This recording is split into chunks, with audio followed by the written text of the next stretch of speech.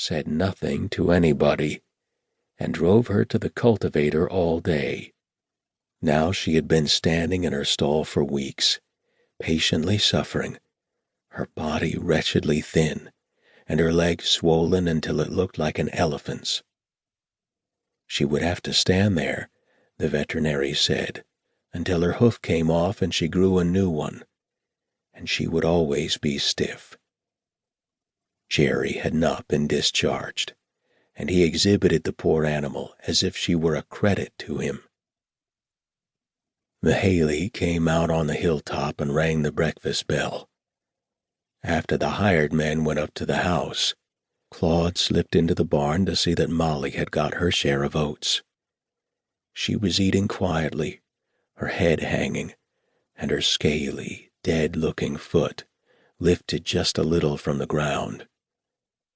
When he stroked her neck and talked to her, she stopped grinding and gazed at him mournfully.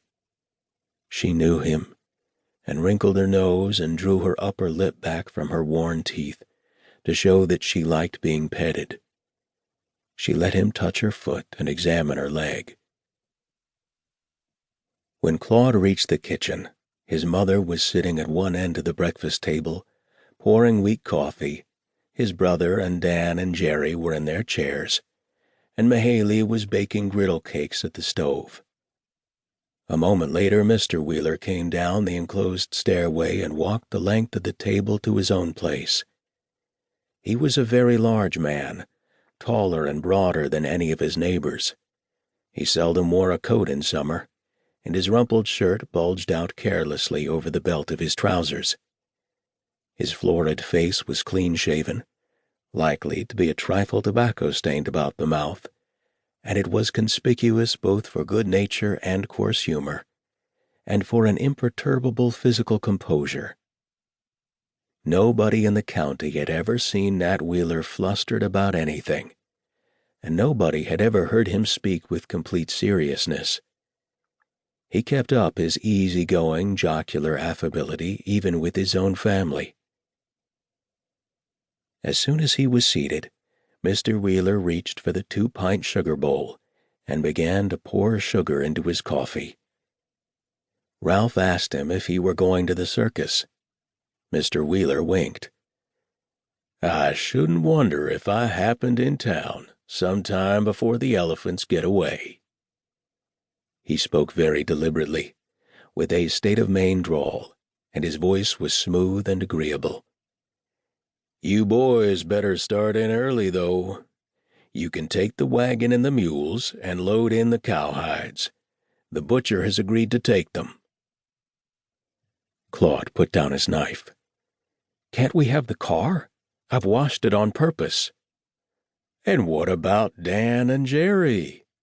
They want to see the circus just as much as you do, and I want the hides should go in. They're bringing a good price now. I don't mind about your washing the car. Mud preserves the paint, they say, but it'll be all right this time, Claude." The hired man haw-hawed, and Ralph giggled. Claude's freckled face got very red.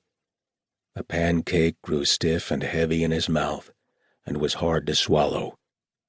His father knew he hated to drive the mules to town, and knew how he hated to go anywhere with Dan and Jerry.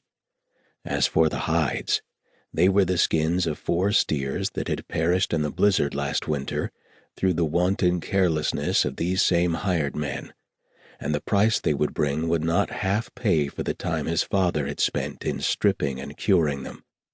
They had lain in a shed loft all summer, and the wagon had been to town a dozen times. But today, when he wanted to go to Frankfort clean and carefree, he must take these stinking hides and 2 coarse-mouthed men and drive a pair of mules that always brayed and balked and behaved ridiculously in a crowd. Probably his father had looked out of the window and seen him washing the car, and had put this up on him while he dressed. It was like his father's idea of a joke. Mrs. Wheeler looked at Claude sympathetically, feeling that he was disappointed. Perhaps she too